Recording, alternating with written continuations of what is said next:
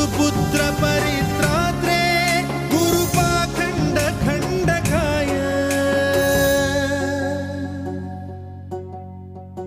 गीतसाराय गीततत्त्वाय गीतगोत्राय धीमहि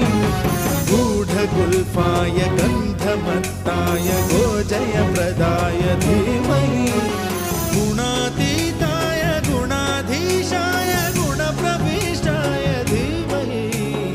एकदन्ताय वक्रतुण्डाय गौरीतनयाय धीमहि गजेशानाय भालचन्द्राय श्रीगणेशाय धीमहि